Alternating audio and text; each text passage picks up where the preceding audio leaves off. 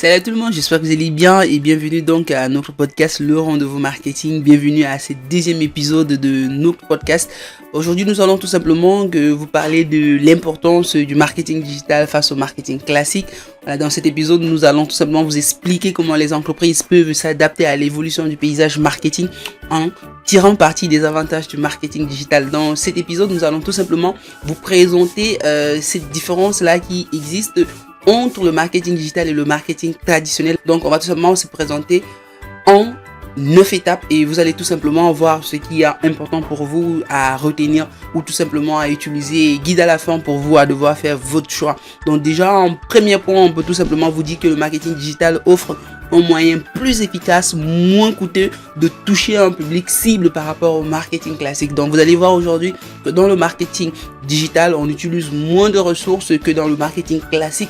Imaginez-vous par exemple en train de vouloir lancer votre produit, par exemple de boissons rafraîchissantes, vous aurez besoin de devoir lancer tellement et énormément de campagnes publicitaires, que ce soit dans les marchés, que ce soit dans les fast-food, dans les restaurants, partout où vous irez. Vous aurez déjà d'abord besoin de plus de ressources parce que vous aurez déjà besoin de devoir, par exemple, que ce soit les spots, que ce soit les affiches, les flyers, les banderoles, vous allez dépenser énormément. Pourtant, avec le marketing digital, vous avez tout simplement besoin d'utiliser ces leviers moins coûteux pour devoir toucher une grande partie de la population.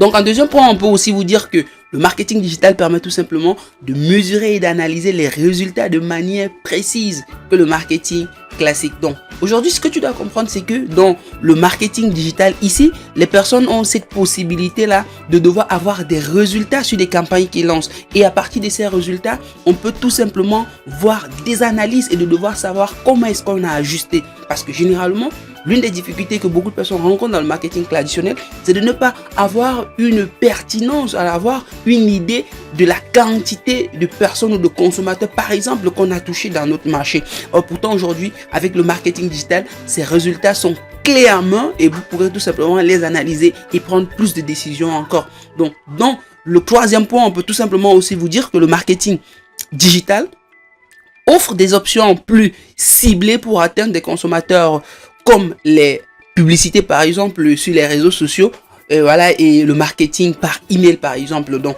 aujourd'hui vous allez comprendre par exemple qu'aujourd'hui pour que des personnes soient ciblées directement, ils peuvent avoir plusieurs canaux. Par exemple aujourd'hui à partir des réseaux sociaux, vous avez la possibilité de toucher le type de client que vous avez besoin. Par exemple c'est de là où va la pertinence du ciblage. Par exemple vous pouvez par exemple décider de toucher uniquement des garçons ou de toucher uniquement des filles.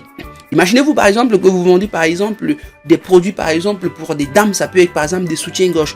Je ne vois pas l'importance que vous aurez à aller communiquer par exemple là où des garçons ou là où des messieurs se trouvent. Là vous ne vendrez pas. Donc ce qu'il faut savoir c'est que ici le ciblage, ça c'est l'une des spécificités particulières du marketing digital parce qu'il vous amène directement sur votre client avatar. Et aujourd'hui par exemple vous avez cette possibilité là de faire des campagnes email. Donc ça s'appelle du email marketing. Donc forcément on aura la possibilité dans un autre épisode de ce podcast de devoir vous présenter comment est-ce que le marketing d'email fonctionne par exemple.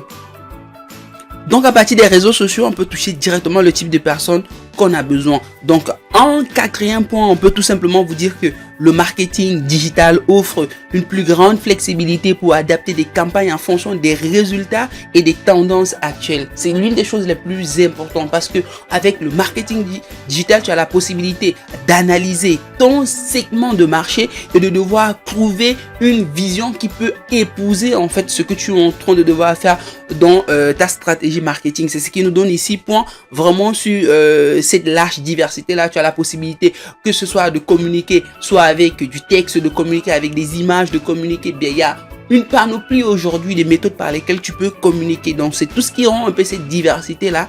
Donc le marketing digital, pourtant cela est absent dans le marketing traditionnel.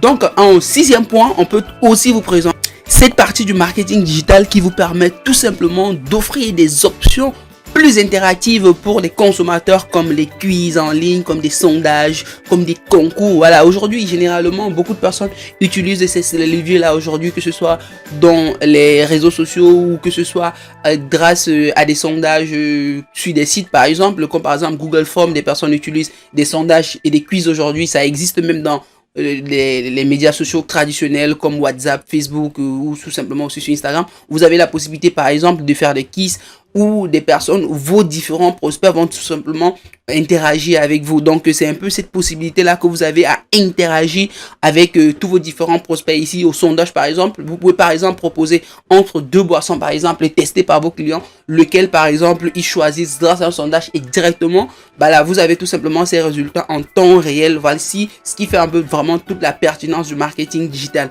Donc déjà je vous félicite si vous êtes arrivé à ce niveau du podcast. Cela prouve l'importance que vous avez pour nous et je vous prie tout simplement de nous lâcher un pouce pour que nous on puisse encore produire du contenu hyper attractif comme celui-là pour vous permettre de performer grâce au marketing digital dans vos différentes entreprises et dans vos différents secteurs. Donc on peut déjà vous présenter ici maintenant le 7e point. Dans ce point 7, on peut tout simplement vous dire que le marketing digital permet une meilleure communication avec les clients grâce aux réseaux sociaux et aux forums en ligne.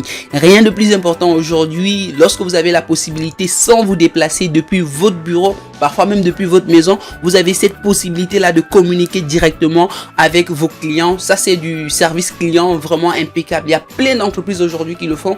Ils recrutent un service client vraiment distant en freelance dans leurs différents locaux là où ils sont, et cela permet à un certain moment de gagner plus en temps, d'optimiser et d'avoir réellement une meilleure communication parce que c'est une communication en temps réel. Ce ne sont pas des lettres qu'on envoie à la poste ou des suggestions qu'on vient mettre dans des boîtes à suggestions. Non, ici ça se passe plus comme ça. Dans le marketing digital, vous avez la possibilité directement de communiquer avec votre client. Beaucoup d'entreprises aujourd'hui utilisent des canaux comme Telegram, comme WhatsApp pour être directement en communication avec leurs différents clients. Donc voilà ce qui fait aussi vraiment une importance du marketing digital par rapport au marketing traditionnel. Donc en 8e position, on peut aussi vous dire que le marketing digital permet de créer des relations à long terme avec les clients grâce aux newsletters et aux blogs. Si vous ne connaissez pas ce qu'on appelle une newsletter, c'est tout simplement une sorte de journal en fait des informations de l'entreprise. Par exemple, vous pouvez par exemple mettre votre newsletter par exemple pour notifier tous vos clients par exemple de l'arrivée d'un nouveau produit ou par exemple vous pouvez les communiquer par exemple sur les promotions, sur les réductions qu'ils ont.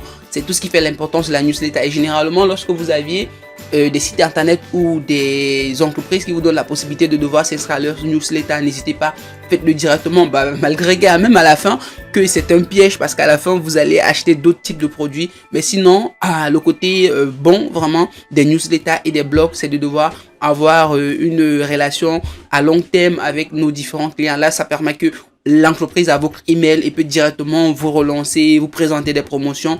Généralement moi ça marche parce que moi je suis affilié à une entreprise qui vend par exemple des crypto-monnaies, et à chaque fois qu'il y a une réduction, parce que je suis inscrit à leur newsletter, eux ils m'envoient directement les informations et cela me permet réellement de gagner non seulement en temps mais aussi presque parfois d'économiser un peu d'argent. Dans la 9e position, on peut tout simplement vous dire aussi que le marketing digital permet de générer un trafic vers les sites internet des entreprises et d'améliorer le référencement en ligne. Donc aujourd'hui, qu'est-ce que vous allez comprendre en fait sur ce point, c'est que ici, ce que vous allez faire, c'est que grâce au marketing digital, vous aurez tout simplement les liens vers des entreprises parce qu'aujourd'hui, il y a des sites de e-commerce par exemple qui nous donnent la possibilité de voir directement ou de se rediriger directement vers le site internet. Il pourra faire des achats en ligne ou alors vous présenter leur entreprise grâce par exemple à des sites vitrines, et cela donne vraiment une très bonne image de marque par rapport aux entreprises qu'on doit faire confiance parce qu'aujourd'hui, n'oublions pas que le marketing digital va nous pousser à la fin à devoir faire un achat en ligne. Mais généralement, l'une des difficultés qu'on a, c'est de devoir faire confiance à ces personnes à qui on achète en ligne. Donc du coup, pour pouvoir positionner, référencer et aussi donner un peu de crédibilité à ces entreprises, le marketing digital nous donne donc cette possibilité-là de générer du trafic direct vers le site internet. Là maintenant, ça permet aussi à ces entreprises de devoir écouler leurs produits, de les commercialiser si on peut être directement en contact avec l'entreprise en ligne. Donc du coup, vous l'aurez très bien compris, le marketing digital offre donc de nombreux avantages par rapport au marketing classique ou au marketing traditionnel, et les entreprises doivent tout simplement s'adapter à l'évolution du paysage marketing pour rester compétitifs. Voilà, nous espérons tout simplement que cet épisode vous l'avez bien compris, surtout avec l'importance du marketing digital dans vos différents business aujourd'hui. Donc je vous l'ai dit, si vous n'êtes pas encore abonné à notre chaîne YouTube ou alors à notre podcast, n'hésitez pas à le faire, lâchez-nous des pouces. Poussez-nous vraiment jusqu'à la fin, on saura vous servir du bon contenu. À la prochaine.